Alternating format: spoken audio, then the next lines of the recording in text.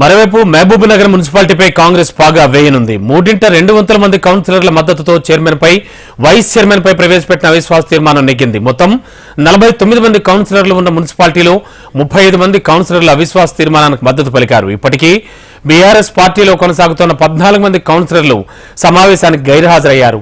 కోరానికి సరిపడా కౌన్సిలర్లు ఉండడంతో కలెక్టర్ రవి గుగులోత్ సమావేశాన్ని ఏర్పాటు చేసి అవిశ్వాస తీర్మానం ప్రవేశపెట్టారు. దీంతో హాజరైన కౌన్సిలర్లంతా కూడా ముక్త కంఠంతో తీర్మానాన్ని సమర్థించడంతో చైర్మన్ వైస్ చైర్మన్లను కలెక్టర్ అనర్హులుగా ప్రకటించారు. ఈ సమావేశానికి ఎక్స్ అఫీషియో మెంబర్గా స్థానిక ఎమ్మెల్యే ఎన్ఎం శ్రీనివాసరెడ్డి హాజరయ్యారు. ఈ సందర్భంగా ఎమ్మెల్యే మీడియాతో మాట్లాడారు. ఇక నేటితో మహబూబ్ నగర్ మున్సిపాలిటీలో నిరంకుశ పాలనకు చర్మగీతం పాడారని వెల్లడించారు. 4 ఏళ్లుగా రాజ్యాంగబద్దంగా పాలన జరగలేదని చైర్మన్ వైస్ చైర్మన్లను మాజీ మంత్రి శ్రీనివాస్ గౌడ్ డమ్మీలుగా పెట్టి అవినీతికి పాల్పడ్డారని ఆరోపించారు.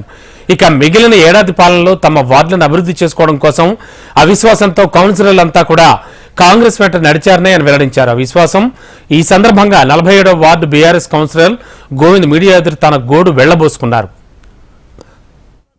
49 మంది సభ్యులున్న మహబూబ్ నగర్ మున్సిపాలిటీలో ఈరోజు 36 మంది సభ్యులు కోరంతో కూర్చొని చైర్మన్ పైన వైస్ చైర్మన్ పైన అవిశ్వాస తీర్మానం ప్రవేశపెట్టి అది నెగ్గడం జరిగింది.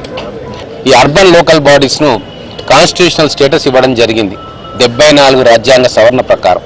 అంటే వార్డు మెంబర్స్ కానీ ఇక్కడ కౌన్సిలర్స్ కానీ మున్సిపల్ చైర్మన్ కానీ ప్రజలకు జవాబుదారీగా ఉండాలి, ప్రజల కోసం పనిచేయాలి, కౌన్సిలర్స్ ప్రజల కష్టసుఖాలను తెలుసుకోవాలి, వాళ్ళకున్న ఇబ్బందులను కౌన్సిల్లో చర్చించాలి.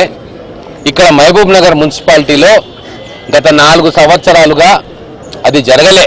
కౌన్సిలర్లు తమ వార్డుల్లో అభివృద్ధి పనుల కోసం కానీ లేదా పట్టణానికి సంబంధించిన సమస్యల గురించి కానీ కౌన్సిల్లో చర్చించే అవకాశం ఎవరికీ రాలేదు.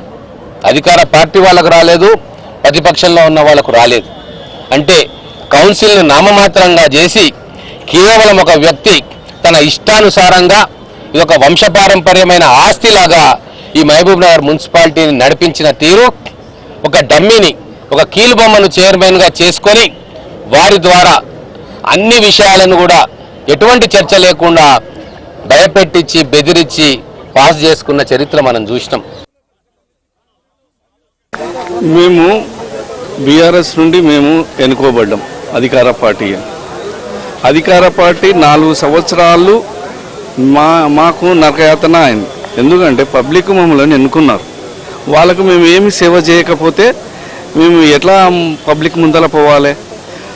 డెవలప్మెంట్ విషయంలో నాకు పక్షపాత వైఖరి చేశాను.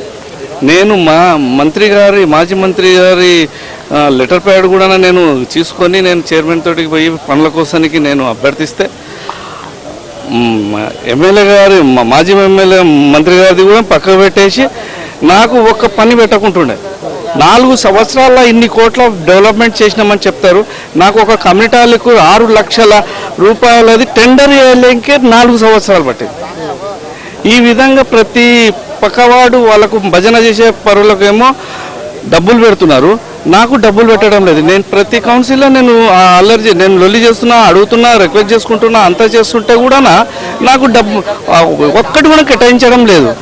మొన్న మాకు లాస్ట్ మూమెంట్లో మొత్తము కమిటాల కోసం కానీ పోషమ్మ కమిటాల కోసం కానీ మేము కేటాయిస్తే కూడా నాకు నేను ఎంత మొర పెట్టుకున్నా కూడా నాకు డబ్బులు పెట్టకుండా ఇతరులకు పెడుతున్నారు.